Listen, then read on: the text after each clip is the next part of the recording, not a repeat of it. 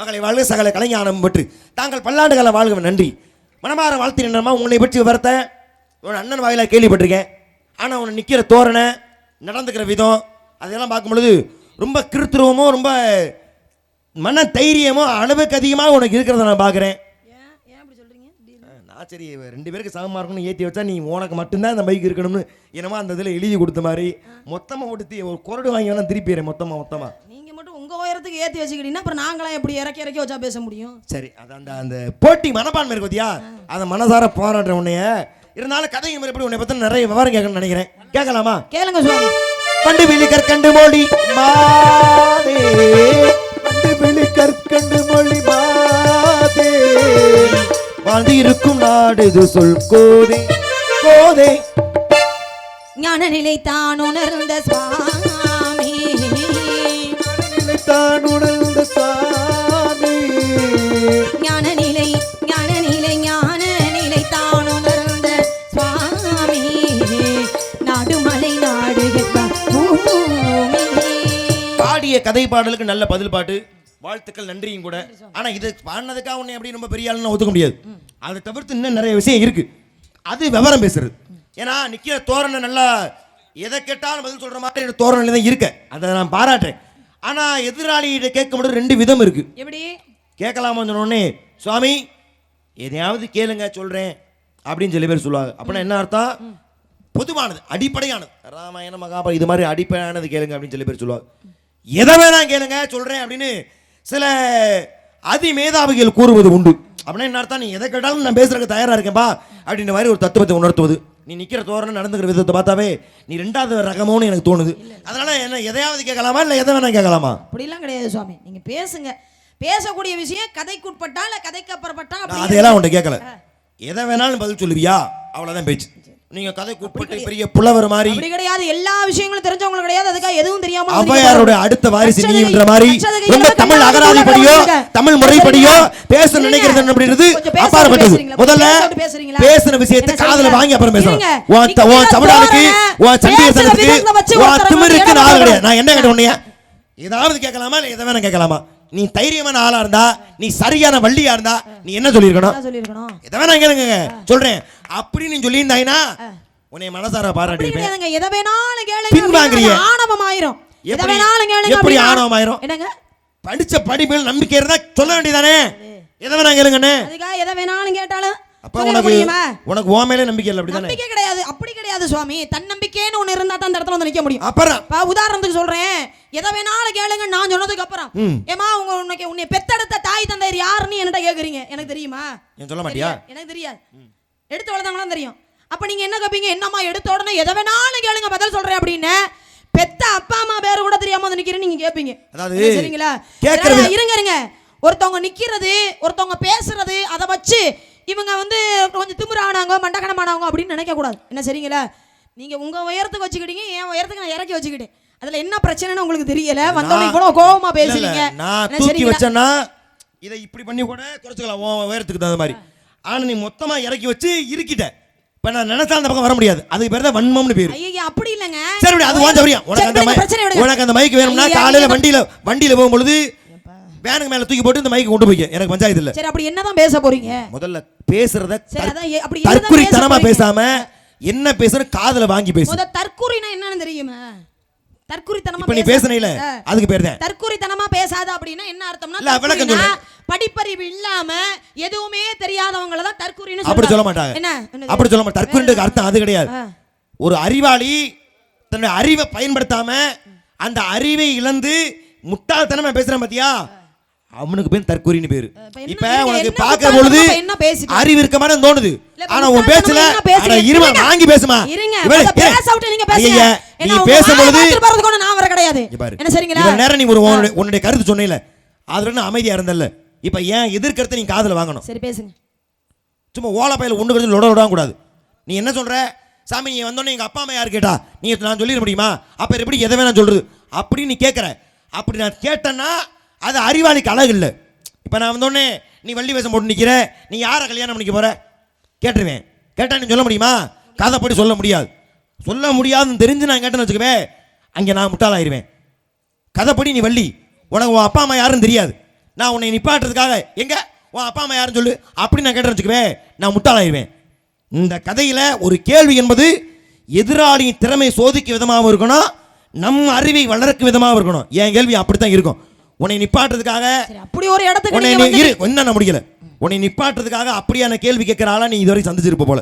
நான் அப்படிப்பட்ட ஆள் கிடையாது. போல அதை முதல்ல நல்லா புரிஞ்சுக்க. கதைக்கு உட்பட்டு ஒரு வள்ளி இதை பேசணும் இதை பேசக்கூடாது அப்பாற்பட்டது. நான் கேட்கறது ஓ விவரம்.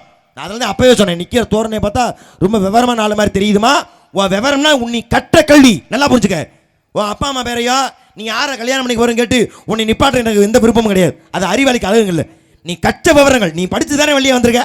அப்படி நீ படிச்ச விஷயத்தில் நான் கேட்டா எதை வேணா கேட்பேன், நீ சொல்லுவியா? அப்படி பார்த்தா இந்த விஷயம் வேணா எனக்கு பிடிச்சிருக்கு. இல்லை இப்போ நான் சொல்றேன் புரிஞ்சார புரியலையா? அதான் புரியுதுங்க. அதெல்லாம் சொல்றேன். இப்போ வேணா சொல்லலாம், நீங்க எதை வேணாலும் கேளுங்க, நான் பதில சொல்றேன் அப்படின்னு. அப்புறம் அதை புரிஞ்சுக்குள்ள ஆபாவனு குதிக்கிறிய கடந்து வானத்துக்கு பூமிக்கும். ஏன் குதிக்கிறா? என்ன விவரம் கேட்க கேளுங்க, எதை கேட்டாங்க சொல்றேன். விஷயத்தை கேட்டு நிப்பாட்டி பிடிங்களோ பண்ணுவீங்களோ அப்படிங்கிற பயம்லாம் கிடையாது. இப்ப ஒருவேளை வீம்புக்குன்னு பேசுற ஆளும் இருக்காங்க. உங்களை பார்த்தா அப்படித்தான் தெரியுது. வீம்புக்குன்னு பேசுற ஆளு மாதிரி உங்களை பார்த்தா தெரியுது. அத வண்டுபிலி பண்ணல. இப்ப வண்டுபிலி பண்ணல. உண்மையிலே இது கதை பாட்டே கிடையாது. சங்கரசாமி கதை பாட்டு வேற. நான் கதை பாட்டு உனக்கு தெரியும், அது அப்பாற்பட்டு. நான் சொல்ல வர்றது பேசுற விவரத்தை பொறுத்து. நான் அந்த பாட்டை பாடி எங்க நீ பாடியே ஆகணும் அப்படின்றனா ஒரு விஷயம் எதிராளி இது தெரியுது தெரியாது, அது தெரியாது தெரிஞ்சு அதில் நிற்கிறான் மத்தியா அவன் முட்டாள். நான் என்ன சொல்ல வரேன், நீ விவரம் நீ வள்ளியா வந்து நிற்கிறல, எத்தனை விவரம் இருக்கு. நீ நிற்கிற தோரணையை பார்த்தா ரொம்ப விவரமான பிள்ளை மாதிரி இருக்குமா? விவரம் கேட்டா சொல்லுவியா? சரி விவரம் கேளுங்க சொல்றேன். அவ்வளவுதான். இதை சொல்றதுக்கு நீ குதிக்கிற வானத்துக்கு பூமிக்கும். சரி விவரம்னா இப்ப எத்தனை ஸ்தலங்கள் சகலைப்பாடி வந்திருக்கிறாப்லையா? அன்பு சகோதரர், நாடக கலை உலகின் முடிசூடா மன்னன், எங்கள் நாடக கலையின் இளவரசன், ஆமாம் இசைப்புயல் வெங்கடேஸ்வரன் அவர்கள் சிறப்பு விருந்தினாக வந்திருக்கிறார்.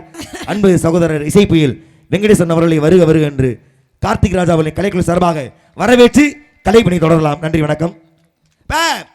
எம்பெருமான் மும்மூர்த்திகள் சொல்றோம் இல்லையா?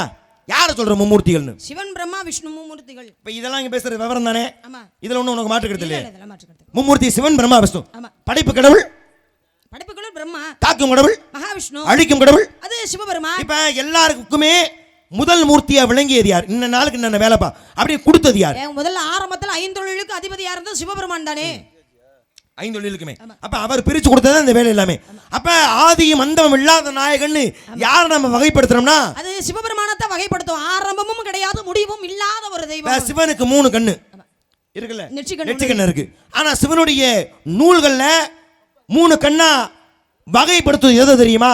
சிவன் நெற்றிக்கண்ணா விளங்குவது சிவபுராணம், சிவனுடைய இடது கண்ணாக விளங்குவது பெரிய புராணம், சிவனுடைய வலது கண்ணாக விளங்குவது திருவிளையாட புராணம். அப்படி சிவனுக்காகவே எழுதப்பட்ட நூல்கள் இந்த 3 நூல்களுமே.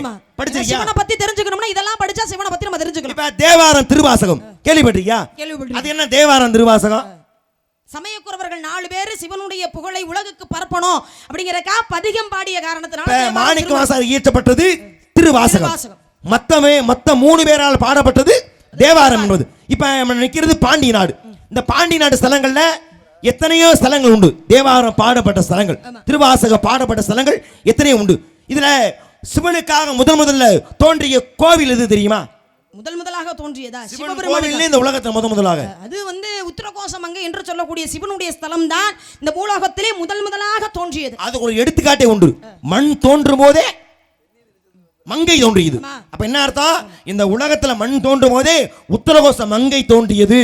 இதுக்கு எடுத்துக்காட்டை சொல்லுவேன். இப்ப உலகத்திலேயே உருவான முதல் சிவன் கோயில் சிவன் சொல்றோம். நம்ம பாண்டி நாடு ஸ்தலங்கள்ல தேவார பாடப்பட்ட ஸ்தலம். எதை வச்சு சொல்ற? இந்த உலகத்துல முதல்ல உருவான சிவன் கோயில் உத்தரகோச மங்கை எப்படி சொல்லுவேன்?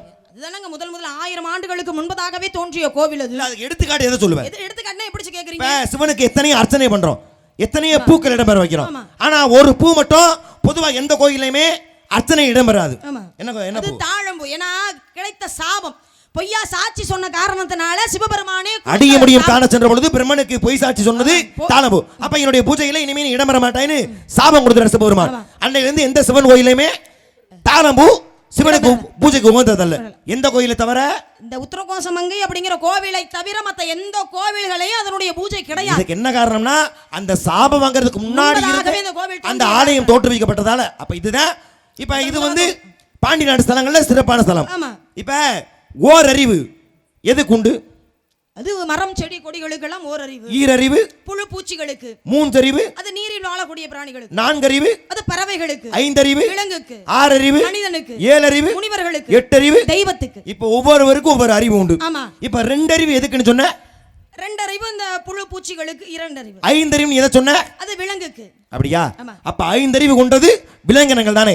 நம்ம பாண்டி நாடுல தேவாரம் பாடப்பட்ட ஸ்தலங்கள்ல ஒரு ஐந்தறிவும் இன்னொரு ஐந்தறிவும் சேர்ந்து வழிபட்ட ஒரு ஆக சிறந்த ஒரு ஆலயம் இருக்கு.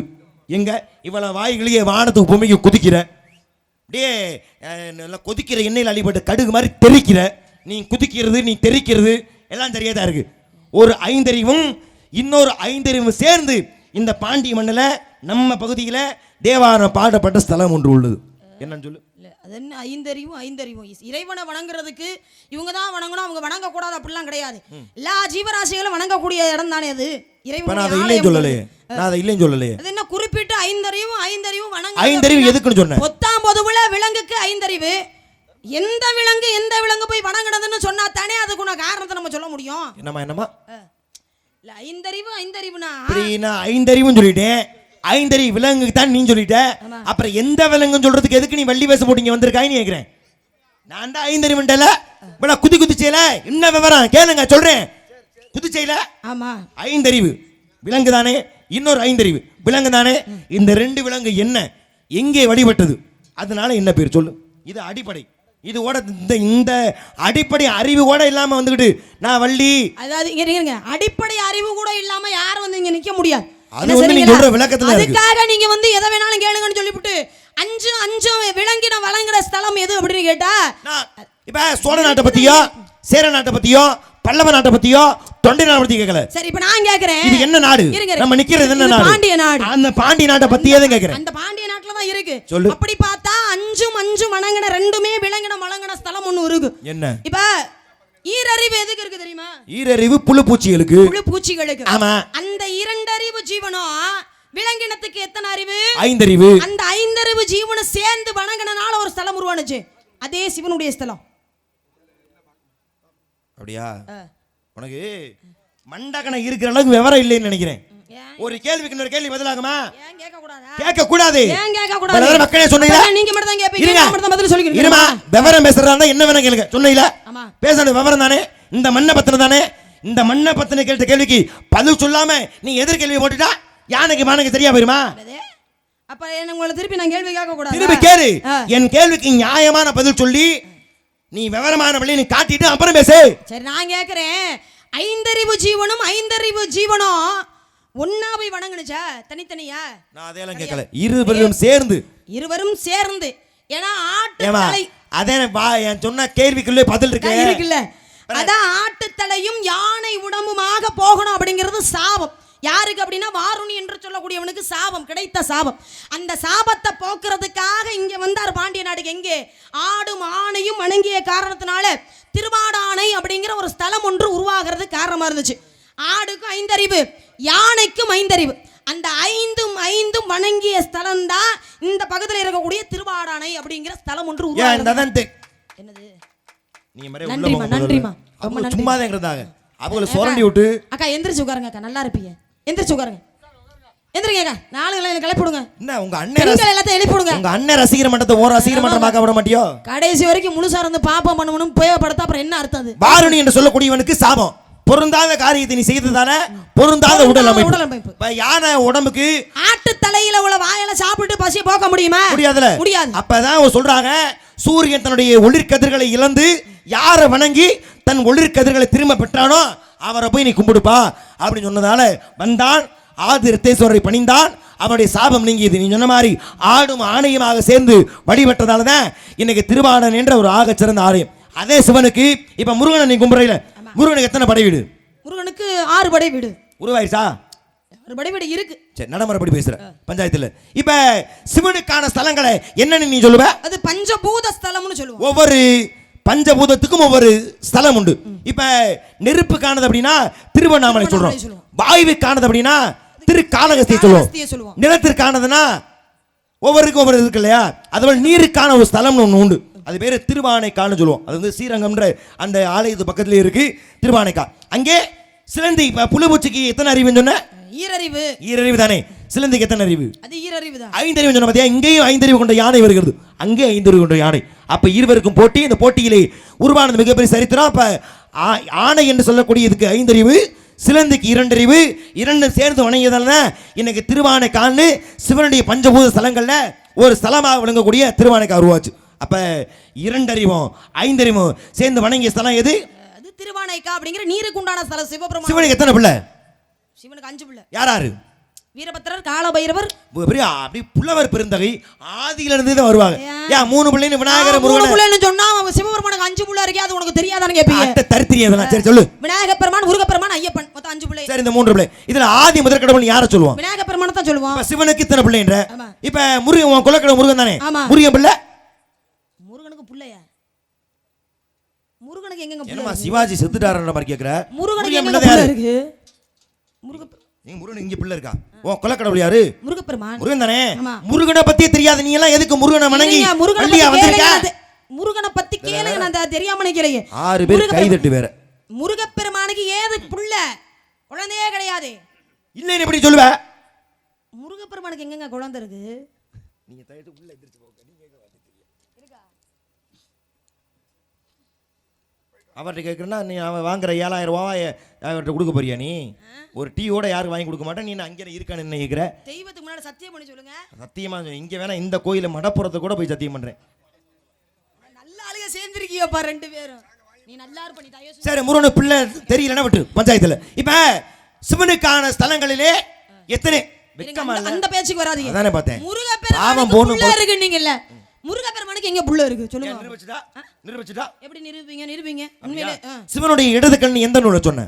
எப்படிங்க? சிவனுடைய இடது கண்ணுன்னு எந்த நூலை சொன்ன? சிவபுராணம். அது நெற்றிக்கண்டாம சிவபுராணம். வலது கண் வந்து பெரிய புராணம், இடது கண் அது திருவிளையாடல் புராணம். திருவிளையாடல் புராணம் தானே. எங்க நடந்துச்சு? அது மதுரையம்பதியில. யார் எழுதுனா? பரஞ்சோதி முனிவர். அவர் எழுதப்பட்டது திருவிளையாடல் புராணம். படிச்சிருக்கியா? அதுக்கு முருகப்பெருமானோட படிச்சிருக்கியா? படிச்சா அப்படி நீ பேசுறியா? நீ 4 பேர் கை தட்டணும் உனக்கு அப்படியே குசியில குதிக்கிற நீ. ஐயா நம்ம கை தட்டிட்டாங்க, எந்திரிச்சு உட்காருங்க, எனக்கு ரசிகர் மன்றத்தை தொடங்க. அப்படியெல்லாம் கிடையாது. நீங்களும் பேசுறீங்க, உங்களுக்கு கை தட்டணுமே அப்படிங்கிற ஆடு நனைதுன்னு ஓனாயில வருத்தப்பட வேணாம். அமைதியா ரசிச்சானே நான்லாம் ஏத்துக்கிறேன். படிச்சிருக்கியா திருவிளையாடல் புராணத்துக்கும் முருகப்பெருமானுடைய பிள்ளைக்கு என்னங்க சம்பந்தம்? திருவிளையாடல் புராணத்திலே சிவபெருமான் யாராக அவதாரம் எடுத்தார்? சொக்கநாதராக அவதாரம் எடுத்தார். சக்தி யார அவதாரம் எடுத்தாங்க? சக்தி வந்து மீனாட்சி அம்மனாக அவதாரம் எடுத்தாங்க. இப்ப இவங்க வந்து சக்தியே ஒரு சிவபெருமான். மாற்று கருத்து இல்ல? மாற்று கருத்து கிடையாது. இப்ப இருவருக்கு குழந்தை இருக்கா? 2 பேருக்குமா? ஆமா, குழந்தை இருக்குல்ல. யாரு? உக்கிரமபாண்டியன். உக்கிரமபாண்டியன்றது யாரு? முருகப்பெருமான்ங்க. யாரு? முருகப்பெருமான். ஏன் முருகன் வந்து பிறந்தாரு? ஏன்னா மீனாட்சி அம்மனுக்கு குழந்தை கிடையாது, மன வருத்தத்தோட இருக்காங்க. சிவபெருமான் போய் முருகப்பெருமானிடம் கேட்ட வரம். ஏன்னா அவனுடைய தாய் குழந்தை இல்லாம மன வருத்தத்தோட இருக்காப்பா, நீயே அவனுடைய கருவிலே போய் சுமந்து குழந்தையாக வரணும் அப்படின்னு கேட்ட காரணத்துக்காக முருகப்பெருமானி மீனாட்சி அம்மனுடைய கருவிலே வந்து குழந்தையாக பிறந்தாங்க. அப்ப அந்த உக்கிரமபாண்டியன்றது யாரு? அது முருகப்பெருமான். முருகப்பெருமான் தானே. சரி, இப்ப முருகப்பெருமான் திருமணம் பண்ணாரா? யார?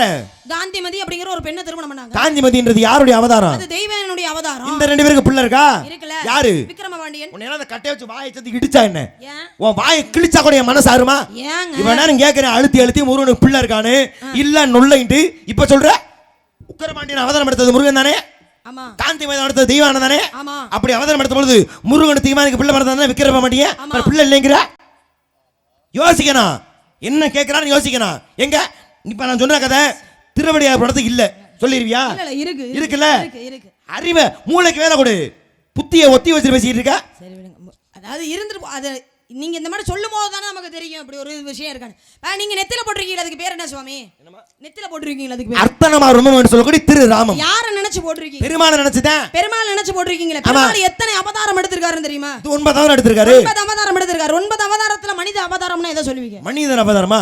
மனித அவதாரம் 2 அவதாரங்கள் உண்டு. என்னென்ன? ஒன்னு ராம அவதாரம், மற்றொன்று கிருஷ்ண அவதாரம். இது ரெண்டுக்கு என்ன வித்தியாசம்னு தெரியுமா? இப்ப ராம அவதாரத்துக்கு 2 பேருக்கு என்ன வித்தியாசம்னா, கிருஷ்ணர் மனிதனாக பிறந்தார், ராமர் மனிதனாக பிறந்தார். ஆனா பாருங்க, ராமருக்கு தான் ஒரு தெய்வம்னு தெரியாது, ஆனா கிருஷ்ணருக்கு அப்படி இல்ல, தான் ஒரு தெய்வம் பிறவின்னு தெரியும். அதனாலதான் அடிக்கடி இந்த தெய்வ சக்தியை பயன்படுத்தினார். ஆனா ராமர் அப்படி இல்ல. இதான் ராமர் கிருஷ்ணருக்குமான வித்தியாசம். இதனால என்னப்பா? ஏன்னா உண்மை அதுதான். ஏன்னா கிருஷ்ண அவதாரத்துல கிருஷ்ணருக்கு தெரியும் தான் ஒரு தெய்வம்னு. அது மாதிரிதான் பாருங்க, கிருஷ்ணருடைய மனைவி சீதை இருக்காங்கல்ல, கிருஷ்ணருடைய மனைவி என்னங்க அறிவுன்னு கொஞ்சம் கூட இல்லை உனக்கு. ஏன் என்னாச்சு? இந்த லட்சணத்தை 8 மாசத்துக்கு முன்னாடியே இந்த நொல்லி தான் எங்க ஊருக்கு வள்ளியா வரணும். வெக்கம் இல்ல. யாரும் கேட்கல. இங்க பாரு, மரியாதையா ஓடி போயிரு. நீ எல்லாம் வள்ளியா, ஏன் இங்க வரவே கூடாது. நீ ஒரு என்ன சிரிப்புன்னு கேக்குறேன். இதெல்லாம் ஒரு அடிப்படை, ஒரு அடிப்படை கூட தெரியாம எப்படி நீ வர்ற? இருங்க, என்ன அடிப்படை தெரியும்? ரோசம் வந்து குதிக்கிற. ஏதா ஏதாவது தவறா பேசுறேனா? ஏதாவது தவறா? எவ்வளவு பெரிய தப்பான விஷயத்தை நீ பதிவு. தவறா பேசுறேன். இப்பதான் பேச ஆரம்பிக்கிறேன், அதுங்காடி கதையை நீ பாடி விடு. தாத்தா வேற நல்லா கை கொட்டி சிரிச்சிச்சு. எதுக்கு தா சிரிச்ச? எதுக்கு சிரிச்சு? அவங்கள பேசாம அந்த அம்மா வள்ளிய கூட நான் பேசியிருப்பேன் போல. உன்னை கூட அந்த பாட்டுக்கு அந்த ஆத்தாவோட வந்துருக்கலாம் வள்ளியா. வந்து நீ வந்து தொலைக்கிற. என்னங்க தவறா பேசுனீங்க? அடிப்படை வேணாமா? என்ன அடிப்படை? தூங்குற பிள்ளைக்கு கூட தெரியும் ராம முண்டாட்டி சீதைன்னு. ஆனா அறிவு கூட தற்குறி. இப்ப ரோஸ் வந்து தற்குறின கோவம் வந்துச்சுல. எவ்வளவு பெரிய அறிவு பூர்வமா நீ பேசுற? சிவனுக்கு இடது கணி இது, சிவனுக்கு வலது கணா, அதெல்லாம் வியாக்கியான பேசுறேன். அடிப்படை ராமி முண்டாட்டி சீதைங்கிற அடிப்படை கூட தெரியாம கிருஷ்ணர் பொண்டாட்டி சீதைங்கிறிய உன்னெல்லாம் எதை கொண்டு அடிக்கிறது? கிருஷ்ணர் பொண்டாட்டி சீதை என்ன சொன்னேன்? சரி போ, போனா போது மன்னிச்சுக்கோ. உன்னை போ பொழைச்சு போ, மன்னிச்சு விட்டுறேன். இருங்க இருங்க, ஏன் அவசரப்படுறீங்க? ராமனுடைய அவதாரம் யாருடைய அவதாரம்? ராம அவதாரம் யார்? மகாவிஷ்ணுடைய அவதாரம். கிருஷ்ண அவதாரம் யாருடைய அவதாரம்? தான் சொன்னல, ரெண்டு பேரும் மகாவிஷ்ணு அவதாரம் தாமா. ரெண்டு பேருமே மகாவிஷ்ணுடைய அவதாரம் தானே. ஆமா. ரெண்டு பேருமே ஒரு ஆளுடைய அவதாரம் தானே. ஆமா. அப்ப ராமன் மனைவி சீதைன்னு சொன்னா என்ன, கிருஷ்ணருடைய மனைவி சீதைன்னு சொன்னா என்ன, எல்லாம் ஒண்ணுதானே. என்னமா கிறுக்குத்தனமா பேசிட்டு இருக்க? என்னங்க பண்ணி? ரெண்டு பேருடைய அவதாரம் ஒண்ணுதான். மகாவிஷ்ணு தான் ராமன் அவதாரத்தை ஆடுது, கிருஷ்ணர் அவதாரத்தை ராமன் தான். அவதாரம் வேற வேற இல்ல. அதே மாதிரி தான் முருகப்பெருமான்ங்கிறது வேற, இங்க பாண்டிய நாட்டிலே சிவபெருமானுடைய மகனா பிறந்த அவதாரம்ங்கிறது வேற. அவதாரத்துக்கு புள்ள இருக்கே தவிர முருகப்பெருமானுக்கு எங்க புள்ள இருக்கு? இப்ப நீ இத சொல்றதுக்கு தான் நீ ஏன் வாயை புடுங்கி கிருஷ்ணரை பொண்டாட்டி சீதையா? அவதாரம்ங்கிறது வேற. அவ்வளவு தெளிவா? நீ ரொம்ப தெளிவா, ரொம்ப இறங்கி இல்ல எதிரில நிக்கிறாள் அந்த மாதிரி ரசிகர் மன்றம், அதுக்கு தகுந்த மாதிரி நம்ம பேச முடியும். சரி உன் வலிக்கே நான் வர்றேன். இவ்வளவு தரம் வியாக்கியானமா, இவ்வளவு தரம் அப்படி ரதி மூலம் ரிஷி மூலம் பிரிச்சு வினயம் பண்ற நீ ராமாயணம் படிச்சிருக்கியா? படிச்சிருக்கேனே. ராமாயணத்திலே ராமன் அப்பா யாரு? தசரத மன்னன். தப்பு. என்னது? எதை மட்டும் திரி விட்டுறாதனே. அப்படியே ஜபா திரும்பவும் கேட்கிறேன், ராமனுடைய அப்பா யாரு? தசரத. இப்பலாம் வியாக்கியானது பேசுற. ராம அப்பா யாருன்னு தெரியல? ஏங்க ராமனுடைய அப்பா தசரதன்ற காரணத்துல தசரத ராமன்ற ஒரு பேரு ராமனுக்கு. இந்த பதில வேற யாராச்சும் சாதாரண வள்ளி சொன்னா அடடா அற்புதமா அப்படின்னு வாழ்த்திட்டு போயிட்டே இருந்திருப்பேன். நான் என்ன சாதாரண வள்ளி தானே? நீ இந்த வியாக்கியானம் பேசுறியமா? அந்த அவதாரம் வேறு, இந்த அவதாரம் வேறு சொல்றீல. சரி, ராமன் தசரதனுக்கு பிள்ளை இருக்கா? தசரதனுக்கு பிள்ளை இருக்கா? பிள்ளை இல்ல. பிள்ளை ஆரம்பத்துல பிள்ளை கிடையாது. பிள்ளை இல்லைன்றதுனால என்ன செஞ்சார் அவரு? கலைக்கோட்டு மகரிஷியை கூட்டிட்டு வந்து அரண்மனையில யாகத்தை நடத்த சொன்னாரு. என்ன யாகம்? புத்திர காமஷ்டி யாகம் யாகத்தை பண்ணாரு. யாகத்தை பண்ணும்போது என்ன வந்தது? அதிலிருந்து பாயாச கலசமாகப்பட்டது வந்தது. அந்த பாயாசத்தை என்ன செய்தார்கள்? அத 3 மனைவிகளுக்கு பகிர்ந்து கொடுத்தாங்க. அப்படியா? ஆமா. முதல்ல கோசலைக்கு பகிர்ந்து கொடுக்க ராமன் பிறந்தார். அடுத்து கையேயிக்கு கொடுக்க பரதன் பிறந்தார். அடுத்து சுமித்திரைக்கு கொடுக்க 2 முறை கொடுத்தனால லட்சுமணனும் சத்ருகனும் பிறந்தார். இப்ப ஒருவேளை பாயாசம் கொடுக்கலைனா ராமர் பிறந்திருப்பாரா? பிறக்க மாட்டார். அப்ப எதை சாப்பிட்டதனால ராமர் பிறந்தாரு? பாயாசம்ங்கறத ஒண்ணு சாப்பிட்டதனால ராமனாகப்பட்டவர் பிறந்தார். அப்ப ராமர் பிறந்ததுக்கு காரணம் பாயாசம். அப்ப ராமர் அப்பா யாருங்கட்டதுக்கு நீ என்ன சொல்லிருக்கணும்? ஒரு பருப்பு பாயாசம், ஒரு பால் பாயாசம் அப்படி இல்லாம சொல்லிருக்கணும். ஏன்னா நீ வினயம் பண்றீங்க. அந்த அவதாரம் வேறு, இந்த அவதாரம் வேறுன்னு. அப்ப ராமர் தசரதன் அம்மாவை கூடி பிறக்கல, அப்படியே ராமர் அப்பா தசரதன் பாயாசம் சொல்லு. எவ்வளவு சேட்டை உனக்கு! கதை படிச்சிருக்க. ஓஹோ, உங்களை நாங்க இத கேட்டனால திருப்பி நீங்க அதை கேக்குறீங்களா? நீ கதை படிச்சிருக்க. மீனாட்சிக்கு சொக்கநாதருக்கு பிறந்தது முருக அவதாரம் தான் தெரியுது. ஏன் அவதாரத்தை பிறந்தானா ஏன் முதல் குறைஞ்சு போயிருமா? அதுல வினயம் என்றாகலாம். இந்த அவதாரம் வேறு, அந்த அவதாரம் வேறு. சும்மா நிக்கிறீங்க, நீங்களும் வினயம் படுத்தானே பேசுறீங்க. திருவடியார புராணத்துல இப்ப சமயகுரவன் 4 பேர் சொன்னீல, இந்த 4 பேர்ல மதுரையிலே ஒரு மன்னனத்திலே அமைச்சராக இருந்தார். ஒரு யார் தெரியுமா? சமயகுரவர்கள் 4 பேரா? 4 பேர்ல மாணிக்க வாசகர். 4 பேர் பேர் சொல்லு முதல்ல. அப்பர் சுந்தரர், திருஞான சம்பந்தர், மாணிக்க வாசகர் என்று சொல்லக்கூடிய 4 பேர். இந்த 4 பேருக்கு உண்மையான பேரை சொல்லுங்க. நான் கேட்டா நீ வாய் மூடுமா? 4 பேர் நான் என்ன கேள்வி கேட்டே முடிக்கல. அதுக்குள்ள புகுந்துக்கிட்டு எங்க கேட்டுவானது பயந்துக்கிட்டு. நீங்க கேட்ட கேள்வி என்ன? முதல் சமயகுரவர்கள் 4 பேர் பேரை சொல்லுங்க. நீங்க சொல்லிட்டு திருப்பி கேட்டிருக்கேன். நீ சொல்லிட்டீல, நீ சொன்னது மாதிரி நீ சொல்றக்க நான் வந்திருக்கேன். நீ சொன்னீங்க அப்பர் சுந்தரர், மாணிக்க வாசகர், திருஞான சம்பந்தர். எனக்கு அப்ப இருக்கும்போது அப்பர்னு ஏன் பேர் வந்துச்சு? அப்ப எப்பி திறந்தாரு அப்பர்னு பேர் வந்தது. நல்ல பதில். இறைவனே அப்பரே வருகன்னு தயவு செஞ்சு சொன்னா நீ சிரிக்காத. நீ முறைச்சு கூட நில்லு, உன்னை விட்டுறேன். சிரிச்சா எனக்கு அப்படியே பத்திக்கிட்டு வருது. உங்களை பார்த்தா கூட தான் எனக்கு எரிச்சலா வருது. 4 பேர் சிரிச்சு சமாளிச்சுக்கிட்டு இருக்கேன், அவ்வளவுதான் வித்தியாசம். தேவார திருவாசகம் பாடப்பட்டது 4 பேரு. இந்த 4 பேரும் அப்பர், சுந்தரர், மாணிக்க வாசகர், திருஞான சம்பந்தர் 4 பேர் தான். அந்த 4 பேருக்கு உண்மையான பேர் என்ன? அதாம்மா பேரு. அது பேர் இல்ல. இந்த லட்சணத்துல தான் நீ எதை வேணாலும் கேட்டா பதில சொல்லுவேன்னு என்ன கேட்டீங்களா நீங்க? உங்கள்கிட்ட நான் அதை கேட்டிருக்கணும்.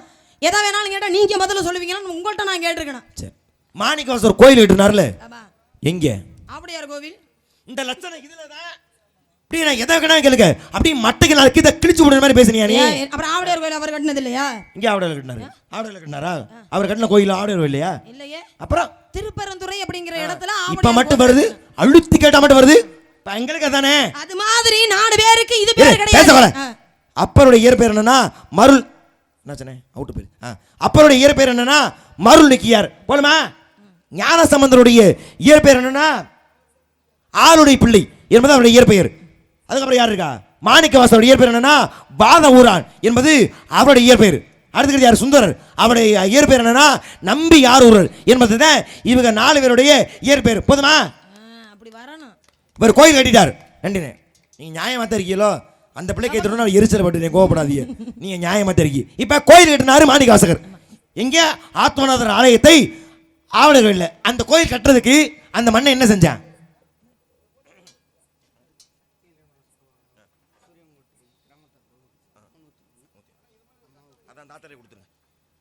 சூரியங்கோட்டை கிராம பொதுமக்கள் சார்பாகவும் மரியாதைக்குரிய அன்பு சகோதரர்கள் சக்தி இளைஞர் நற்பணி மண்டலத்தை சார்ந்த அன்பு சகோதரர் சார்பாகவும் எனக்காக ரூபாய் 101 அன்பளிப்பு வழங்கி கௌரவப்படுத்திய அன்பு சகோதரர்களுக்கும் சூரியங்கோட்டை கிராமத்தின் பெரியவர்களுக்கும் மனமார்ந்த சிரமலார்ந்த நன்றிகளந்த வணக்கம். சூரியங்கோட்டை கிராமத்தர்கள் சார்பாகவும் சக்தி இளைஞர் நற்பணி மன்றத்தின் சார்பாகவும் எனக்கு 101 அன்பளிப்பினை வாரி வழங்கி அன்புலத்திற்கு என் சார்பாகவும் நான் சார்ந்த கலைக்குழுவின் சார்பாகவும் நன்றி நன்றி நன்றி. மாணிக்க வாசகர் யார்ட்ட அமைச்சர் இருந்தாரு? இந்த காசை வாங்கி மொத்தமா அந்த பேரை சொல்லி அதை கொடுக்க கூடாதான். எப்படி ஒரு எண்ணம் பாருங்க. சொல்லு. எதிரி தானே. யாரிடத்திலே அமைச்சராக இருந்தார் மாணிக்க வாசகர்? ஹரிவர்த்தன பாண்டியன் என்று சொல்லக்கூடியவர்ட்ட. ஹரிவர்த்தனனா? ஹரிவர்த்தனன் ஒரு பேரே இல்லையே. என்னது? ஹரிவர்த்தனனா ஹரிமர்த்தனனா? ஹரிமர்த்தனன் தான் சொன்னேன். உங்க காதுல விழுகிறதுக்கு நான் ஏன் அழுத்தி சொன்னா குறைஞ்சு வருவீங்க? ஹரிமர்த்தன பாண்டியன் இடத்தில் அமைச்சராக இருந்தார். அதுக்கு கோபம் கொண்ட அவன் அந்த மண்ணே ஏண்டா நான் குதிரபாங்க கொடுத்த காசுல ஏண்டா நீ கோயில் கட்டின என்ற கோபம் கொண்டு அந்த மண்ணை என்ன செஞ்சாரு? சுடுமணல்ல படுக்க போட்டாரு. எங்க? வைகை ஆற்றங்கரையில. தன்னுடைய பக்தன் இப்படியான துன்பத்தை அனுபவிச்சா சிவன் பார்த்து சும்மா இருப்பாரா? சும்மா இருக்க முடியல. அதனால வைகை நதியில வெள்ள பெருக்கெடுத்து ஏன் அவருடைய வெப்பத்தை தணிப்பதற்காக வெள்ள பெருக்கெடுத்து வருது. மண்ணை மத்த வீட்டுக்கு ஒரு ஆள் போய் நீங்க கரையை அடங்கினான்னு சொல்லியாச்சு. அப்படி கரையை அடங்கன்னு சொல்லும்போது ஒரு கிழவி வந்தின்னு ஒரு கிழவி அந்த கிழவியினுடைய வீட்டுக்கு போக முடியல. யாரும் ஆண் துணை கிடையாது. ஆண் துணை கிடையாத காரணத்தினால என்ன பண்ணாரு? சிவபெருமானே வந்து கேட்கிறார், அம்மா உனக்கு பதிலாக ஹலோ சூரியங்கோட்டை சக்தி இளைஞர் மன்றம் சார்பாக 51 அன்பளிப்பு நாரதருக்கு வாடினருக்கு வந்தார், ஆயங்குடிக்கு வந்தார், சேமாதவன் நாரதர் அருமையான புகழ். அவள் அன்னைக்கு வந்து சின்ன பிள்ளையா இருந்தார். சூரியங்கோட்டைக்கு வந்து பெரிய பிள்ளையா இருக்கார். பாராட்டுகள். இந்த சூரியன் வந்ததுக்கு நன்றி தெரிவித்துட்டு அன்பளிப்பு கொடுத்தா பேரை மட்டும் சொல்லிவிட்டு 51 சொல்லிட்டு போயிடும். மேடை ஏறி வந்து வாழ்த்துக்களை வழங்கி கௌரவித்த அருமை அன்னார் அவர்களுக்கும் அவரை சார்ந்த சூரியங்கோட்டை கிராமத்தின் பெரியவர்களுக்கும் மனமார்ந்த நன்றி. எரியும்ல சின்ன புள்ளையில வந்தாரு, அங்க வந்தாரு, இங்க வந்தாரு. ஒரு பாத்திரத்தை வச்சா சொல்லக்கூடாது. அதுல கொஞ்சம் எண்ணெய் ஊத்துனா எண்ணெயே கொதிச்சிரும். அந்த அளவுக்கு எரிச்ச வருது உனக்கு. வரட்டும்ங்கிறேன். சரி, மாணிக்க வாசகர் அந்த இடத்துல கட்டி போட்டாச்சு. என்ன கதை சொன்னப்ப வந்தீர பெண் வீட்டுல ஆளுங்கிற பெண்ணுக்காக சிவபெருமானே வந்தார். எனக்காக சாப்பிடுறதுக்கு ஒரு புட்டு குடுமா, உனக்காக நான் போய் அணை அடைக்கிறதுக்கு போறேன்னார். அணை அடைச்சாரா? அணை அடைக்கல இல்ல, வயிற்று அடைச்சிட்டு பசாம படுத்துட்டாரு. மண்ணை வந்து பார்த்தேன், ஏன்டா எல்லாரும் வேலை ஆக்குறேன், நீ மட்டும் என்னடா படுத்து ஓங்கி பிரம்பால் அடித்தார். மன்னன் வந்த சிவன் மீது அடித்த அடி என்னாச்சு? இந்த உலகத்துக்கே அடி விழுந்ததா. உலகத்துல அனைவரும் முதுகிலும் அடி விழுந்தது. அந்த அரசன் அடித்த அடியே இன்று அரசர் அடி அப்படிங்கிற ஒரு ஊர் உருவாகிறதுக்கு காரணமா இருந்தது. அதனாலதான் அந்த படலத்துக்கு பேர் என்ன தெரியுமா? இந்த மண்டையாற்ற அறுக்கப்பட்ட ஆறு மாதிரி. அந்த ஏங்க ஒரு பாடல் காட்சி ஆரம்பத்துல அந்த கூட போட்டுக்கிட்டு இருந்தாங்க. அந்த பாட்டு பிட்டுக்கு மண் சுமந்த படலம். பிட்டுக்கு மண் சுமந்து பிரம்படி பட்ட உண்ணே அப்படிங்கிற பாடல் போக. இந்த பாட்டு திருவண்ணாமலை புராணத்துல இருக்கா? புராணத்துல இல்லங்க, அப்புறம் திருவிளையாடல்ங்கிற படத்துல அந்த பாட்டு வரும், அதுல அந்த வரி பெரிய பி சுசீலாமா அப்படியே பாடல் அப்படியே பிரிச்சு வினயம் பண்ணி இந்த படத்துல இருக்கு இவர் எழுதினா. இதை யாரும் கேட்டாங்க உன்ட்ட பேசுறது திருவிளையாட புராணத்துல. திருவிளையாட புராணத்தை பிட்டுக்கு மண் சுமந்த படலம்னு இருக்கு. இதுதானே புராணா? இருமா வாய் முடி. நான் உன்னை என்ன கேட்டேன் அப்பலேருந்து என்ன கேட்டேன், நீ படித்த விவரத்தை வச்சுதாமா நான் பேசுவேன் அப்படின்னு. அதாவது இவ்வளவு நேரம் பேச எல்லாமே நீ படிச்ச விவரத்தை வச்சு தானே. சரி, உன்ட சினிமா பாட்டு கேட்டாங்களா யாரும் உன்ட்ட? ஏங்க சொன்னா உங்களுக்கு புரியும். ஆமாப்பா அந்த பாடல் காட்சியில கூட அந்த வரி வரும்பா, அப்ப இருக்குப்பா அப்படி ஒரு விஷயம் இருக்குப்பா அப்படின்னு உங்களுக்கு தெரியுங்க. எதுக்கு சொல்ற? நான் நடைமுறை பேசுறேன்னா கதையை நான் நாரதண்ட கதையை விட்டு நான் நழுவவே இல்லை. நீ ஏன் நழுவுற? இருக்கு அந்த பாடல் அவங்க வந்தோடனே ஆரம்பத்துல இருந்து போட்டுக்கிட்டு இருந்தாங்க. அந்த பாடல்ல கூட அந்த வரி வரும். என்ன பாட்டு? என்ன பாட்டு? என்ன பாட்டு? இசைத்தமிழ் நீ செய்த இசைத்தமிழ் நீ பாடாத. உன்னை யார் பாட சொன்னப்ப? லதா மங்கேஷ்கர். அடே பாடல் இல்லாம இருக்க மாட்டாங்க. லதா மங்கேஷ்கர். நான் பாடுனது நல்லா இல்லையானே? பாடாதேங்க. நீ பாடுறதா இருந்தா இந்தரு உன்னை இங்க வண்டியில இங்கே இறக்கிட்டு போயிடுறோம். சூரியன் கோட்டையில உட்கார்ந்து ஒரு 6 நாள் உட்கார்ந்து ஒவ்வொரு வீடா போய் பாடிட்டு அப்புறமா தயவு செஞ்சு என்கிட்ட பாடாத. அவர் பிளைன் கிஸ் குடுக்குறாப்ல. பாட சொல்றாப்ல. இது பெரிய பாடுனது பிளைன் கிஸ் வேற. உங்க சகல அப்பே சரியில்லப்பு பாத்துக்கறங்க. இங்க வா. சரி பாடல் நில என்ன படத்துல அந்த பாட்டு இருக்கு? அதாங்க திருவிளையாடல் படத்துல இந்த பாடல் வருங்க. யார் எழுதுனா? கண்ணதாசன் ஐயா. யார் இசையமைச்சா? யார் இசையமைச்சா? எம்எஸ் விஸ்வநாதனா? இல்ல எம்எஸ் விஸ்வநாதன். நீ வேற அந்த பிள்ளை சொன்னா கூட ஒழுங்கா சொல்லி இருக்கும் போல. திருவிளையாடல் படத்துக்கு யாரு இசை? தெரியல யார் இசைன்னு தெரியல. அதெல்லாம் தெரியாது. கேவி மகாதேவன், ஜி ராமநாதன், யாரோ ஒருத்தர். எனக்கு அதை பத்தி பஞ்சாயத்து இல்ல. அந்த பாடல் வரிய சொன்னது ஒரு தப்பா? மக்களுக்கு புரியணுமேங்கறதுக்காக சொன்னது ஒரு குத்தமா? அந்த பாட்டுல வரி வருது, பெட்டுக்கு மண் சுமந்து பிறமடிப்பட்ட உன்னை பேசும் தமிழ் நினைத்தும் வாராதிருப்பது என்ன. இந்த வரி பாடுற சரி. இதோட முதல் வரி எப்படி ஆரம்பிக்கும்? என்னங்க வல வக்கனே பாட்டு வரிலாம் சொல்றீல, இதோட முதல் வரி எப்படி ஆரம்பிக்கும்? சிவலிங்கம் சாட்சி சொன்ன கதை. திரும்பவும் சொல்றேன், நீ பாடி தொலையாத எரிச்சலா வருதுன்னு. வரினா என்ன வரி அதை மட்டும் சொல்லுட்டேன். சிவலிங்கம் சாட்சி சொன்ன கதையும் பொய்யோ, மாமன் திருச்சபை வழக்குரைத்த முறையும் பொய்யோ. இப்ப சிவனுக்கு உருவம் இருக்கா? இருக்கே. சிவனுக்கு உருவம் இருக்கா? புலித்தோல் உடுத்தி இருப்பாரு, சூலாயுதம் வச்சிருப்பாரு, சடாமுடி தெரித்து இருப்பாரு. இதுதானே சிவனுக்கான உருவம். சிவன் சாட்சி சொன்னார்னா பஞ்சாயத்து இல்ல. சிவலிங்கத்துக்கு வாய் இருக்கா? இல்ல இல்ல இல்ல. அப்புறம் எப்படி சிவலிங்கம் போய் சாட்சி சொல்லும்? எப்படி சொல்லும்? நீ தான் வக்கனையா பாடுனியே. நான் எங்க பண்ண பாடல் கண்ணதாசன் எழுதி வச்சிருக்காரு, அதுல இருக்கு. பாவம் உங்க ஒரு குரல்ல தான் 4 சித்ராமா, 7 ஜானகியம்மா, 8 சுசீலாமா, 6 ஆசா போஸ்லேம்மா குடியிருக்காங்க. அப்படி பார்த்தா பாடல் இல்லாம இருக்க மாட்டாங்க. அப்படி பார்த்தா என் பாட்டு கூட 101 தான் வந்துச்சு. நீங்க பாடின பாட்டுக்கு 201 வந்துச்சு. அதுக்கு என்ன பண்றது? அப்படி பார்த்தா என்னைய விட நீங்க தான் நல்லா பாடி இருக்கீங்க. நானா தர்க்கத்துல பாடுனேன், நீ தானே பாடுன? நீ தானே பாடுன? அட பாடலங்க, அந்த பாடல் வரியில வருமுன்னு சொன்னீங்க. சரி பாடி தொலைச்சிட்டேல, விளக்கம் சொல்லு. சிவலிங்கம் எங்கே போய் சாட்சி சொன்னது? வேறங்க இல்ல, நம்ம பேசுற திருவிளையாடல் புராணத்துல தான் இருக்கு. 64 திருவிளையாடல்ல இது ஒருத்தல. அட தெரியாம அந்த பாடல். இந்த ராஜசேகர் இருக்காருல, ராஜசேகர் இவரும் வர்றாரு திருவிளையாடல் புராணத்துல. ராஜசேகர பாண்டியன்.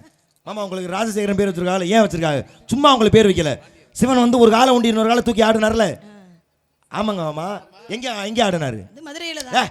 ஒரு முதல்ல எங்க ஆடினாரு? முதல்ல எங்க தில்லையில சிதம்பரத்திலே ஆடினாரு. எந்த காலை ஊண்டி எந்த காலை தூக்குனாரு? வலது காலை ஊன்றி இடது காலை தூக்கி இருப்பாரு. அப்பதான் அந்த ராஜசேகர பாண்டியன்ற மண்ணே 2 காலை தூக்கி அறியலாம். மல்லாந்தல மண்டை அடி விட்டுறாம. அப்ப ஏயா நீ ஒரு காலை ஊண்டி இன்னொரு காலை தூக்கி நிக்கிறியா? உன் கால் கடுக்காதாயா? எனக்கா காலை மாத்தி ஆடியான்னு ராஜசேகர பாண்டி மன்னன் கேட்டான். அவன் கேட்டதுக்காக சிவபெருமான் இடது காலை ஊன்றி வலது காலை தூக்கி ஆடி இருப்பாரு. அதனால தான் அந்த படலத்துக்கு என்ன பேரு? கால் மாற்றி ஆடிய படலம். 64 திருவிளையாடல்ல 24வது திருவிளையாடல். அப்ப 64 விளையாடல் ஒண்ணுதானே இது. இது என்ன திருவிளையாடல்? சிவலிங்கம் சாட்சி சொன்ன கதையும் பொய்யோ அப்படின்னு பாடல் காட்சி அப்படி அமைச்சிருக்காங்க. சிவலிங்கம் வந்து யாருக்காக சாட்சி சொன்னது அப்படின்னா, அரதனகுப்தன் ஒருத்தர் காவிரி பூமண்டலத்துல பிறந்தவர். பேர் என்ன சொன்ன? வரதனகுப்தனா அரதனகுப்தனா? அரதனகுப்தன். ஆனா வானா இல்ல. நல்லா யோசி சொல்லு. நல்லா யோசி சொல்லு. வா இல்ல. வா கிடையாது. வா இல்ல. வா இல்ல. எத்தனை நாள் சொல்றேன் வா இல்ல. ஆதேன் சரி சொல்லு. வா பயங்கர பண்றான்னு பார்த்தேன். அரதனகுப்தன் அவர் காவிரி பூமண்டலத்துல பிறந்தவர். மதுரை எம்பதிக்கு வணிகம் செய்யறதுக்காக வர்றாரு. வந்த இடத்திலே அங்கேயே ஒரு பெண்ணை திருமணம் பண்ணி அங்கேயே கொடுத்தன புகுந்துட்டார். அந்த அரதனகுப்தனுக்கு ஒரு தங்கச்சி, தங்கச்சிக்கு ஒரு பொண்ணு, ஒரு பொம்பளை பிள்ளை. இந்த பொம்பளை பிள்ளைய தங்கச்சி என்ன நினைக்கிறா, தன்னுடைய அண்ணனுக்கே திருமணம் பண்ணி வச்சு கொடுக்கணும் அப்படின்னு ஒரு ஆசை அந்த பெண்ணுக்கு. ஆனா என்ன பண்றாங்க, தங்கச்சியும் தங்கச்சியுடைய கணவரும் இறந்து போயிடுறாங்க. இறந்து போன செய்தி இங்க அரதனகுப்தனுக்கு தெரியுது. தெரிஞ்ச காரணத்தினால என்ன பண்றாரு, தங்கச்சி பொண்ணை போய் கூட்டிகிட்டு வந்துருவோம், ஏன்னா யாருமே இல்லை சொந்த பந்தம். அப்படின்னு திரும்பி காவிரி பூம்பட்டினம் வர்றாரு. வந்த இடத்துல தங்கச்சி மகளை கூட்டிகிட்டு வர்றாரு. பேர் வந்து ரத்னாவளி, தங்கச்சியினுடைய பிள்ளையோட பேரு. அந்த பெண்ணை கூட்டிக்கிட்டு வரும் போது இடையில ஒரு இடத்துல ஒரு கோவிலில் தங்கியிருக்கார். அப்படி ஒரு கோவிலில் தங்கியிருக்கும் பொழுது அரதன குப்தனை பாம்பு கடிச்சு இறந்து போயிடுறார். இறந்து போனோடனே அந்த வழியாக திருஞான சம்பந்தர் வர்றாரு. வந்த உடனே அந்த பெண்ணு சொல்றா, ஐயா எனக்குன்னு இருந்த ஒரே சொந்தம் என்னுடைய தாய் மாமன் தான். என்னுடைய அப்பா அம்மா 2 பேருமே இறந்து போயிட்டாங்க. இப்போ இவரு இறந்து போயிட்டாரு, எனக்கு சொந்தம்னு சொல்லிக்க யாருமே கிடையாது அப்படின்னு கேட்கும்போது திருஞான சம்பந்தர் மறுபடியும் அந்த அரதன குப்தனுக்கு உயிரை கொடுத்து திரும்ப உயிர் தெளிந்து வந்துட்டார். வந்தோடனே திருஞான சம்பந்தர் சொல்றப்பா, உன்னுடைய உயிர் மீண்டும் திரும்ப வர்றதுக்கு காரணம் இந்த பெண்ணு தான். இந்த பெண்ணையே நீ திருமணம் பண்ணிக்கேன்னு சொல்றார். சொன்ன காரணத்தினால அந்த கோவிலில் 2 பேரும் திருமணம் பண்ணிக்கிட்டாங்க. திருமணம் பண்ணிக்கிட்டு மதுரையம்பதிக்கு வர்றாரு. மதுரையம்பதிக்கு வந்தா ஏற்கனவே திருமணமாய் ஒரு மனைவி இருக்காங்களா இல்லையா? அப்ப அந்த பெண்ணு சண்டை போடுறான், நான் இருக்கும் பொழுது இன்னொரு பெண்ணை எப்படி நீங்க திருமணம் பண்ணலாம் அப்படிங்கும் போது அரதன குப்தர் வந்து இங்க நடந்த விஷயம் எல்லாத்தையும் எடுத்து சொல்றாரு. அந்த மாதிரி என்னுடைய உயிர் போச்சு, திரும்ப உயிர் வர்றதுக்கு காரணம் இந்த பெண்ணு தான், அதனால இந்த பெண்ணையே திருமணம் பண்ண சொன்னாங்க, நான் திருமணம் பண்ணிக்கிட்டேன் அப்படின்னு சொல்றாரு. சரி திருமணம் பண்ணீங்க, சரி திருமணம் நீங்க பண்ணிக்கிட்டீங்க அப்படிங்கிறதுக்கு என்ன சாட்சி, யாரு இருக்கா சாட்சி அப்படின்னு கேட்கிறார். ஆனா அந்த கோவிலுக்குள்ள இருந்தது என்ன, சிவலிங்கம் இருந்தது, வன்னிங்கிற மரம் இருந்தது, ஒரு கிணறு இருந்தது. இது 3மே உயிரற்ற பொருள் தான். இது எப்படி வந்து மதுரையம்பதிக்கு வந்து சாட்சி சொல்லும் அப்படின்னு அரதன குப்தன் அவரை சிவபெருமானை வேண்ட. அப்ப என்ன பண்ணதா, அங்க இருக்கக்கூடிய சிவலிங்கம், வன்னி மரம், கிணறு, இது 3மே வந்து மதுரையம்பதி அரதன குப்தனுக்காக வந்து சாட்சி சொன்னதாம். இது வந்து திருவிளையாடல் புராணத்துல இருக்கு. இந்த கதையை வச்சுதான் கண்ணதாசன் ஐயா இந்த பாடல் காட்சியில வரிகள்ல என்ன அமைச்சிருக்காரு, சிவலிங்கம் சாட்சி சொன்ன முறையும் பொய்யோ அப்படின்னு எழுதினார். இன்னமும் உங்களுக்கு சந்தேகமா இருந்தா மதுரை மீனாட்சி அம்மன் கோவிலுக்கு போய் பார்த்தீங்கன்னா இது 3மே அங்க இருக்கு, இன்னமும் ஆதாரமா இருக்கு. உங்களுக்கு தெரிஞ்சுக்கணும்னா போய் பார்த்துட்டு வாங்க. அப்ப சிவலிங்கம் சாட்சி சொன்னது யாருக்காக, அரதன குப்தனுக்காக. நான் என்ன சொல்ல வர்றேன், உங்ககிட்ட இந்த 4 ஆத்தா, இந்த அங்கிட்ட இந்த முக்காடு போட்டு உட்காந்துருக்காப்புல ஒரு துண்டு போட்டு அவரு, உங்ககிட்ட நம்ம 7 சக்தி இளைஞர் நற்பணி பண்றோம். சரி எல்லார் காலையுமே கும்பிட்டு வந்துரு. ஏன் என்ன அவங்க கைத்தட்டி பாராட்டுறதுனால அவங்க காலில் விழுந்து கும்பிடுறதுனால அது இல்ல, இப்படி நீங்க கை தட்டி இருக்கீங்களே இதுக்கு நான் தகுதியானவள் கிடையாது அப்படின்னு காலில் விழுந்து மன்னிப்பு கேட்டுவா. வெக்கமா இல்ல உனக்கு? இப்ப நான் சொன்னது திருவிளையாடல் புராணத்துல இல்லைங்கிறீங்களா? திருவிளையாடல் தான் இருக்கு. அப்புறம் என்ன என்ன சரியா சொன்னீங்க? ஏன் சரியா தான் சொன்ன கதைய சரியா சொன்ன, நான் ஒத்துக்கணும் முதல்ல. சரி என்ன தப்பா சொன்னேன்? ஒரு அருவா இருக்கு, சரியா தீட்டிட்ட அப்படின்னா அது என்ன அருவா? அது வீச்சருவா, நல்ல கூர்மையான வீச்சருவா மாதிரி. சரியா தீட்டு படலைன்னா அந்த அருவால என்னன்னு சொல்லுவான்? மலுமட்டேம்போ. உன் கதை இப்ப மலுமட்டையா தான் இருக்கு. இந்த மலுமட்டை கதையை சொல்றதுக்கு சாமி எனக்கு தெரியாதுன்னு என் காலில் விழுந்து கும்பிட்டுக்கலாமே நீ. இதுல பாப்பா போய் படிச்சு வா. இருங்க பிடிக்காரே, இதுல என்னன்னா ஒரு 7.5 சுதியாச்சு பிடிங்க பாப்போம். 7.5 இருக்கு மொத்தமா. போ போய் கதையை படிச்சோம் முதல்ல. கண்ணல் தானமா உனக்கு ஏத்த கனவமா சேர்ந்து வாழ்ந்து பாரமா பள்ளி தங்கமே அவனுக்கு நீ. அண்ணே மத்த யாரும் என் பக்கம் இல்ல, என்னுடைய உங்களுடைய மாணவர் நானு. வாசிங்க. கண்ணல் தானமா உனக்கு ஏத்த கனவமா உடச்சு கூடாதமா. வள்ளியால ரவுடியா யாரு? லூசாவா? என்ன நடந்துகிட்டு இருக்கீங்க? ஒரு விஷயம் சொல்லியிருக்கேன், ஒன்று அதை தவறுன்னா அதை என்ன தவறுங்கிறத சொல்லணும்.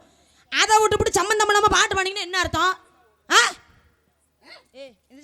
ரோசத்துக்கு ஒன்றும் குறைச்சது. இந்த மைக்கு எழுத்து நாளை அமர்த்தி போடுங்க, அப்புறமேல நான் சொல்லும் போது நீங்கள் பண்ணிக்கங்க. நீங்கள் அந்த நாளை அமர்த்தி போடுங்க. எனக்கு ஒரே வேண்டுகோள், அதில் கொஞ்சம் கரண்டை வைங்க, மொத்தமாக போய் தொலைகட்டும். அதோட எல்லாரும் நிம்மதியாக இருப்போம். காரைக்குடி சங்கமே நிம்மதியாக இருக்குங்கிறீங்களா? சங்கத்தை ஏன் சொல்கிறேன், முக்கியமாக நாங்கள் 2 பேரும் நிம்மதியாக இருப்போம். நானும் என் சகலையுமா இங்கே வா. இப்ப மலுமட்ட கதைன்னு சொல்லியிருக்கேன், முதல்ல ஏன் சொன்னேன்னு கேளு. என்ன காரணத்துக்காக சொன்னீங்க? ஒரு கதை சொல்றது பஞ்சாயத்து இல்ல. ஆமாங்க இப்படி நடந்துச்சுங்க, அது பஞ்சாயத்து இல்ல. பேர் சரியா சொல்லணும். இப்ப நீ ஆடு ஆணை கும்பிடுச்சுங்க, அது ஒரு சிவன் கோயிலுங்க அப்படின்னு சொல்லியிருந்தேன்னா உன்னை சும்மா விட்டுருப்பாங்களா? திருவாடனைன்னு நீ ஊரை சொன்னீல, ஆதி ரத்தினேஸ்வரர் நான் பேரை சொன்னல, இதுதான் ஒரு கதைக்கான அழகு. நீ பேரை சொல்லாம மொட்டத்தலையும் குட்டையில வந்த மாதிரி ஒரு கதையை சொல்லிவிட்டு இதுதான் பதில்னா இதை யாரும் சொல்லலாமே. இருங்க, பேரை சொல்லலையா? என்ன சொன்ன? எங்க அரதன குப்தன்கிறவனுக்காக தான் சாட்சி சொன்னதுன்னு பேரை சொன்னேன். சரி. தங்கச்சி மகளுடைய பேர் ரத்னாவளின்னு பேரை சொன்னேன். சரி. காவிரி பூம்பட்டணத்துல அவர் பிறந்தாருன்றத சொல்றேன். காவிரில என்ன சொன்ன? காவிரி பூம்பட்டணம். சரி. அப்படிங்கிற இடத்துல பிறந்தாருன்னு சொன்னேன். அப்ப இதுக்கு மேல என்ன? இப்ப இதெல்லாம் உனக்கு பேரு வெக்கமா இல்ல உனக்கு? பூம்புகாரா? இருங்க அப்படி பார்த்தா இருங்க, நீங்க வந்து எதை கேக்குறீங்கன்னு புரியுது எனக்கு. என்ன அந்த அரதனகுப்தனுடைய மனைவி பேர் தானே கேட்க அது திருவிழாபுரத்துக்கு இருக்கா? அதான் சொல்ல வரேன். இருக்காது. திருவிழாபுரத்துல அந்த அவர் அந்த மனைவியுடைய பேர் நான் அந்த பொண்டாடி பேர் நான் சொன்னேனா? நீயா இத கேப்பேன்னு சொல்லாத. நான் அதே கேட்கலையே. வேற எதை கேக்குறீங்க நீங்க? வேற எதை கேக்குறீங்களா? கதையின் கருமா என்ன? கூட்டிட்டு போனானா? இருள் சூழ்ந்துச்சா? ஆமா. எங்க தங்குனாங்க? அதத்தான் சொன்ன ஒரு கோவில்லங்க, ஒரு ரோட்ல கோவில்ல தங்கி நடு ரோட்ல படுத்து கிடந்தாங்களா? எங்க? அதான் சிவனுடைய ஆலயம். சிவனுடைய ஆலயத்திலே. சிவனுக்குன்னு ஒரு ஆலயம் இருக்குன்னா ஊர்ல எல்லாம் இருக்குமா? ஒரு அதாங்க ஒரு ஊர்ல தானே சிவங்கள் இருந்துச்சு. கும்பகோணத்துலங்க. இது கும்பகோணத்துலயா? இந்த நடந்தது கும்பகோணத்துலயா?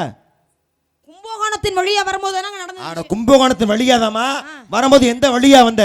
சருகணி வழியா? எங்க வந்த? சூரியங்கோட்டை. நீ எங்க உள்ள வந்தனே மல்லாக்க வண்டியில படுத்தனே எப்படி தெரியும்? சரி தொலை. சருகணி வழியாக ஆனந்தூர் வழியாக எங்க வந்த? சூரியங்கோட்டைங்கிற ஊருக்கு வந்த. ஊருக்கு தானே வந்த?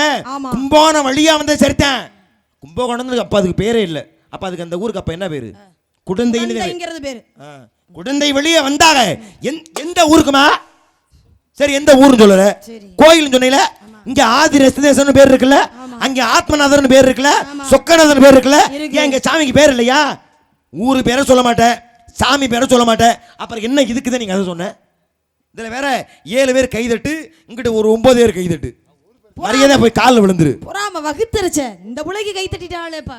தகுதி இருந்தா பஞ்சாயத்து இல்லையே. நீ பதில் சரியா சொல்லல. அப்புறம் எதுக்கு உனக்கு கைதட்டு? எதுக்கு உனக்கு 100 ரூபாய் அன்பளிப்பு?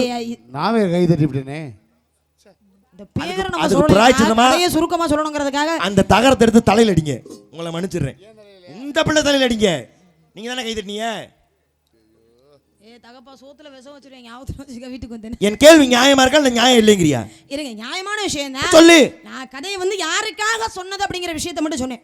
ஆனா கும்பகோணத்துக்கு அருகாமலே திருப்புறம்பயம் அப்படிங்கிற ஊர்ல சிவனுடைய ஸ்தலத்துல தங்கி இருக்கும் பொழுதுதான் அரதனகுப்தனுக்கு பாம்பு கடிச்சு இறந்து போனார். ஆனா இங்க இருக்கக்கூடிய சிவனுக்கு பேர் என்ன தெரியுமா? என்ன? சிவலிங்கம் வந்து அரதனகுப்தனுக்காக என்ன சொன்னது தெரியுமா? இது இங்க வந்து மதுரையம்பதிக்கு வந்து என்ன சொன்னாரு? ஆமாங்க, இந்த மாதிரி இறந்து விட்டான், இறந்தவனை உயிர்ப்பிக்கிறதுக்காகத்தான் இவர் திருமணம் பண்ணாரு சாட்சி சொன்னது. யாரு சாட்சி சொன்னது? அட சிவலிங்கம், வன்னி மரம், கிணறு 3 தான். சிவலிங்கம் வந்து மதுரையம்பதிக்கு அரதனகுப்தனுக்காக சாட்சி சொன்னது இல்லையா? ஆமா. அதனால அந்த தெய்வத்தினுடைய பேரே சாட்சிநாத சுவாமிகள் அப்படிங்கிறது பேரு. என்ன பேரு? சாட்சிநாத சுவாமிகள்னு பேரு. ஊரு பேரு திருப்புறம்பயம். திருப்பத்தூரா? திருப்பத்தூர் நான் சொல்ல தெளிவா தானே நான் பேரை சொல்றேன். அது உங்க ஊர் பக்கம். புரியுதா இல்லையா? திருப்புறம்பயம். என்ன பேரு? திருப்புறம்பயம்ங்கிறது எங்க இருக்கு? திருப்பத்தூர் எங்க இருக்கு? ஏங்க சம்பந்தம்? திருப்புறம்பயமா? திருப்பாமூட்டா? திருப்புறம்பயம் இல்ல, திருப்புறம்பயம். திருப்புறம்பயம். வண்ணர் வாய்களையே பேசுற. என் பேரை சரியா? ஆனா ஒரு எழுத்து நம்ம தெரியாம சொல்லிட்டோம்னா சிக்கிட்டோம் போல இருக்கு. ஏமா ஒரு எழுத்துல கதையே மாறிடுமா? எப்படிதான் வள்ளியெல்லாம் சமாளிக்கிறது கூட பாரு. ஒரு எழுத்துல கதையே மாறிடும். அது உண்மையான விஷயம். துகில் உரித்தான்னா ஆடு, துகில் உரித்தான்னா அது வேற. தூக்கம் அர்த்தம் வரும்ல. அப்போ ஒரு எழுத்து முக்கியம். அப்படி என்ன சொல்ல போற? திருப்புறம்பயம் என்ற ஆலயத்துல சாட்சிநாதர் சுவாமி என்ற அந்த இடத்துலதான் சம்பவம். இப்படி சொல்லு, இதை ஒத்துக்கிறேன். சிறப்பு. உனக்கு ஏத்த மாப்பிள்ளை முருகப்பெருமான். அந்த முருகப்பெருமானை பார்த்த மாப்பிள்ளை சிறப்பு. சிவலிங்கம் வந்து சாட்சி சொன்னது மதுரையம்பதி அரதனகுப்தனுக்காக இல்லையா? அது மாதிரி இப்ப அனுதினமும் நாராயணா நாராயணான்னு சொல்றீங்கல்ல, யார் நினைச்சு சொல்றீங்க? பெருமாளை நினைச்சுதான். பெருமாளை நினைச்சு தானே சொல்றீங்க. ஆமா. அந்த பெருமாளே பெருமாளுக்காக சாட்சி சொன்னார் தெரியுமா? மகாவிஷ்ணுக்காக சாட்சி சொன்னாரா? அவர் ஏமா அவருக்காக சாட்சி சொல்ல போறாரு? அப்படியா? சிவலிங்கம் வந்து சாட்சி சொன்னது ஒருத்தருக்காக, மனிதனுக்காக. பெருமாள் ஒரு மிகப்பெரிய தவறு செய்தார். அந்த தவறுக்கு பிராயச்சித்தமா அவரே சாட்சியாக சொன்னார். ஏன்? இப்ப அசுரங்கள்ல மிகப்பெரிய அசுரனாக இருந்தேன். அவன் பேரு இரணியகசி. சொல்றீங்க இங்க இங்க வர வாங்க, கார்ல போய் இங்க வா. ஏன் மம்படி எடுத்து மாங்கவன வர்றப்பா விட்டுன தண்ணி குடிக்க போற? ஏப்பா வள்ளிப்பா, நீ என்னப்பா வன்புணர்வு பண்ணிக்கிட்டு இருக்க? இங்க வாமா. இரணியகசிபுன்னு ஒரு அசுரன். அந்த அசுரன் என்ன நில்லு, பேசாம இங்க நில்லு. சாமி ஏதாவது என்னமா போயிட்டு வாமா. நீ சும்மா இருப்பா. இங்க வா. இரணியகசிபு யாருடைய அவதாரம் தெரியுமா? ஜெய விஜயன் 2 பேர். அவர்கள் செய்த தவறுக்கு பிராயச்சித்தமாக 2 பேருமே இரணியகசிபாகவும் இரணியாச்சென்ற அசுரனாகவும் பிறந்தார்கள். இந்த இரணியகசிபு ஒரு வரம் கேட்டான் மகாவிஷ்ணு கிட்ட. என்ன வரம் கேட்டான்? யாருகிட்ட? மகாவிஷ்ணு கிட்ட தான். மகாவிஷ்ணுடைய என்ன அவதாரம்? ஓ, இத என்னடா கேட்டு நீங்க உள்ள ஓடிட்டீனா? நீங்க நிக்கலாம். ஏன் கதை படிக்கல நீ? இல்ல இல்ல. அதாவது மனிதராலும் இல்லாமல் மிருகத்தாலும் இல்லாமல் வேற எந்த விதமான ஆயுதத்தாலும் இல்லாமல் கையில இல்ல ஆயுதத்துல இல்ல இரவும் இல்லாமல் பகலும் இல்லாமல் உள்ளே இல்ல வெளியே இல்ல இல்லாமல் பூலோகம் இல்லாமல் உள்ளே இல்லாம வெளியில அப்படிங்கிற பல வரங்களை கேட்டு மொத்தமா இப்படி ஒரு வரத்தை கேட்டா அவனை கொல்ல முடியுமா? முடியாது. சனியை இதை கொல்லையே முடியலையே, எப்படியாச்சும் கொன்னே தீரணும் இன்னைக்கு அப்படின்னு கதையில அங்கே அனைவருக்குமே ஒரு வேண்டுதல். கதையில சொல்ற மாதிரி உள்ள இருக்கிறது வக்கரமா வெளியில வர மாதிரி ஒருபோதும் அப்படி சொல்ல மாட்டேன், கதையில மட்டும்தான் இருக்கு. அப்ப இவனை கொல்லணுமே என்னையா செய்யறதுன்னு எல்லாரும் கொல்ல முடியாத பொழுது மன வேதனைப்பட்டு பூலோகத்துல போய் ஒளிஞ்சிட்டாங்க. சரிப்பா வாங்கப்பா, தெரியாம நடந்து போச்சு, வரத்தை கொடுத்துட்டேன், வாங்கப்பா நான் காப்பாத்துறேன், அவனை அழிக்கிறேன். எப்படி அழிப்பா? ஏண்டா மேலே இல்லை கீழையும் இல்லை, உள்ளேயும் இல்லை வெளியும் இல்லை, மனுஷன் இல்லை மிருகம் இல்லை, கையில இல்லை ஆயுத தலை இல்லை, எப்படா கொல்ல முடியும்? இப்போ நான் உன்னை கொல்லணும்னா ஒன்று கழுத்தை நெரிச்சு உன்னை கொல்லுவேன், இல்லைன்னா அந்த ஆயுதம் இருக்கு கட்டை வச்சு ஓங்கி தலையில சடார்னு அடிச்சு உன் மண்டை ரெண்டா புடந்து. போன வருஷம் அடிச்சு மண்டையை உடைச்சு 3 தையல் போட்டு. ஒரு எடுத்துக்காட்டு சொல்றேன், இப்படி ஏதாச்சும் ஒன்று பண்ணா தானே ஒன்று கொல்ல முடியும். இப்படி எதுவுமே பண்ண அவனை கொல்ல முடியுமா? இப்படி வார்த்தை கொடுத்துற சண்டால பாவி எல்லாரும் திட்டும் பொழுது இல்லைங்க இவனை நான் என்னால் கொல்ல முடியும், எப்படி நான் கொல்ல போறேன்னு சொல்லி அவதாரம் எடுத்தார். என்ன அவதாரம்? நரசிம்ம அவதாரம். நரசிம்மன் என்ன அர்த்தம்? மனிதனும் இல்லை மிருகனும் இல்லை, மனித உடல் சிங்கத்தலை அவதாரம் எடுத்துட்டாரு. மேலையும் இல்லை கீழையும் இல்லை, மடியில் வச்சுட்டாரு, உள்ளேயும் இல்லை வெளியிலையும் இல்லை, வாசப்படியில் உட்கார்ந்தாரு. காலையில இல்லை ராத்திரியில இல்லை, அந்தி பொழுதுல, கையில இல்லை ஆயுதத்தில் இல்லை, நகத்துல அவனை கிழிச்சு இந்தா இவனை இப்படித்தான் கொல்ல போறேன் என்று அவனை கொல்வது போல நடித்து காட்டினார். அப்பத்தான் நம்பினாங்க, ஆகா அப்ப இப்படி அவதாரம் எடுத்த இவனை கொல்லலாம் போலையே என்று பெருமாள் தான் செய்த தவறுக்கு பிராய்ச்சித்தமாக பெருமாள் அவருக்கே சாட்சி விடுறார். அதுதான் திருக்கோஷ்டியூரில் உள்ள சௌமிய நாராயண பெருமாள் ஆலயம். இல்லைன்னா ஊரு பேரு கேட்டு சண்டைக்கு வருவேன், அங்கேதான் போய் சிறப்பு நடந்தது அந்த ஆலயத்துல. போதுமா? இப்ப சொல்லுங்க மாப்பிள்ளையோட பெருமைகளை எடுத்து பாட்டு பாடவா? 8 தடவை என் பாட்டு நிப்பாட்டதுக்கு அப்புறம் அந்த பாட்டை நான் பாட. அவருக்கு இல்லாத சிறப்பே இல்லை. எம்பெருமான் முருகப்பெருமான் தான் உனக்கு பார்த்த மாப்பிள்ளை. கட்டிக்கிறியா? முருகனை தவிர வேற யாரை வேணாலும் கட்டுவேன். முருகனை தான் கட்டனா? கட்ட மாட்டேன். கட்ட முடியாது. கட்ட முடியாது. கட்டி காமிக்கிறேன். கட்ட முடியாது. அன்னு பகல்ல இந்த அவஸ்தையை நீ விடுத்து அவனையோ கிருபை விமடுத்து சொல்லும் இவன் கேளமா குட்டி கொடுப்பதுக்குள் கோத்திரத்தில் முறையோ ஒட்டமை சொல்ல வந்திரு உமக்கு என்ன கரைய கைவரிசை செல்லாது போ. அறிவில் மடச்சிருக்கி இன்று மாலை சூரிய அஸ்தமனத்திற்குள்ளாக உனக்கும் என் மாப்பிள்ளை முருகப்பெருமானுக்கும் திருமணம் செய்யாவிட்டால் என்பது நாரதம் அல்ல, இது பிரம்ம முடிச்சுமல்ல, இது என் சத்தியம். உன்னை முருகனுக்கு திருமணம் செய்யாமல் உன்னை இன்று மட்டுமல்ல என்று உன்னை விடவே மாட்டேன். நாராயண